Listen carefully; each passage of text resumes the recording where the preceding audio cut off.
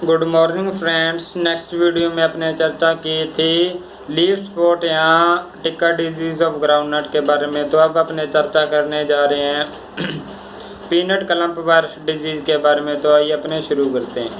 तो जो ये डिजीज़ है, इसके नाम से पता चल रहा है कि जो ये डिजीज़ है वो विषाणुओं के द्वारा होता है, यानी कि जो ये डिजीज़ है इसका नाम है मूंगफली का विषाणु गुच्छा रोग। ठीक है, तो जो ये डिजीज़ है वो विषाणु के द्वारा होता है।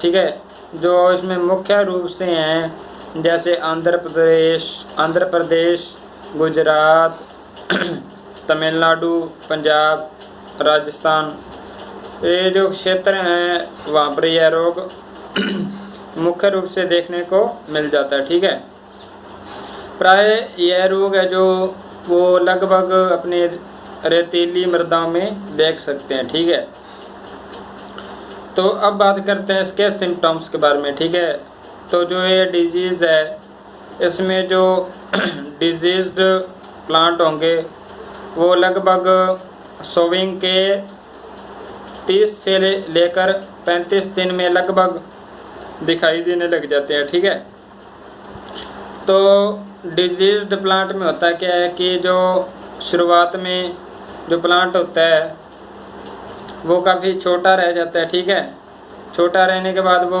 हरे दिखाई देता है और उसके बाद में जो उसकी लीफ होती है प्लांट की, उसमें रिंग की तरह पीत वर्ण पाया जाता है। रिंग की तरह जो पीले रंग से गिरा हुआ घेरा पाया जाता है। ठीक है, तो उसके बाद में क्या होता है कि जो प्लांट होता है वो गुच्छों के रूप में परिवर्तित हो जाता है। ठीक है, गुच्छों के रूप में जो प्लांट है वो चेंज हो जाता है। उसके बाद में क्या होता है कि जो फील्ड होता है यानी कि खेत होता है वो चकतों के रूप में यानी कि पैच के रूप में पाया जाता है। ठीक है,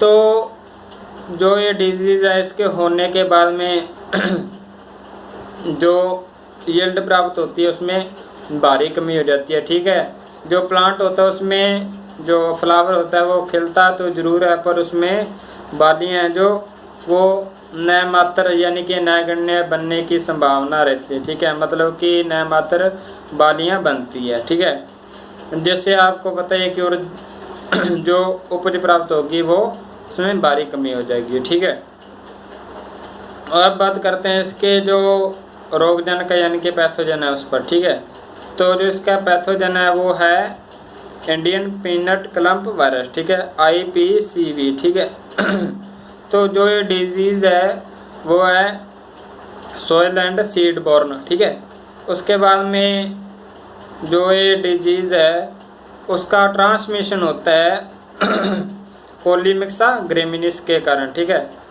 तो कई ऐसे डिजीज होते हैं जिसमें सफ़ेद मक्खी जो संक्रमण फैलाने का कार्य करती है। तो जो ये डिजीज़ है पीनट क्लम्प वायरस डिजीज़, इसमें पॉलीमिक्सा ग्रेमिनिस नामक जो एक कवक है उसके द्वारा यह रोग फैलाया जाता है। ठीक है, अब बात करते हैं इसके मैनेजमेंट के बारे में। तो सबसे पहले बात करेंगे इसके कल्चरल मैनेजमेंट के बारे में। ठीक है, तो अपने पता होना चाहिए कि प्योर, क्लीन एंड जो सर्टिफाइड सीड है उसका ही यूज करना चाहिए। ठीक है, उसके बाद में जो मूंगफली की अगेती किस्में हैं उनका प्रयोग करना चाहिए। ठीक है, अगेती बुआई के लिए, अर्ली सोविंग के लिए जो वैरायटीज़ हैं उनका प्रयोग करना चाहिए। ठीक है, और उसके बाद में तो जो डिजीज्ड एरिया है उसमें क्या रोगिंग करनी चाहिए। ठीक है, उसके बाद में एक और उपाय कर सकते हैं कि 100 किलोग्राम प्रति हेक्टर की दर से जो बाजरा की किस्म है, कोई भी हो, चाहे बाजरा की करूँ मैं, मूंगफली की नहीं कर रहा हूँ। ठीक है, तो जो बाजरा की किस्म है उसको उगा देना चाहिए। ठीक है, किस्में जो डिजीज्ड एरिया है वहाँ पर बाजरा की किस्म को उगा देना चाहिए और उसके बाद में 15 दिन के बाद में उसी जो बाजरा की फसल उसको पलट कर उसके बाद में मूंगफली की फसल को उगाना चाहिए। ठीक है, तो इसमें कोई भी बायोलॉजिकल मैनेजमेंट की चर्चा नहीं होती, यानी कि बायोलॉजिकल मैनेजमेंट नहीं होता है इसमें, ठीक है। सीधा अब बात करते हैं अपने केमिकल मैनेजमेंट में, ठीक है। केमिकल मैनेजमेंट में क्या करते हैं कि जो कार्बन डाइऑक्साइड में 0.1% का घोल बनाकर छिड़काव कर देना चाहिए, ठीक है। तो उसके बाद में सेकंड इसका उपाय कर सकते हैं, मेजर है वो है कि जो कॉपरऑक्सीक्लोराइड नामक एक फफूंदनाशी आती है बाजार में, उसको 10 किलोग्राम प्रति हेक्टर की दर से अपने घोल बनाकर, ठीक है, छिड़काव किया जा सकता है, जिससे रोग का नियंत्रण हो सकता है, ठीक है। तो अब तक के लिए इतना ही। नेक्स्ट वीडियो में अब किसी और रोग के बारे में चर्चा करेंगे। अब तक के लिए धन्यवाद।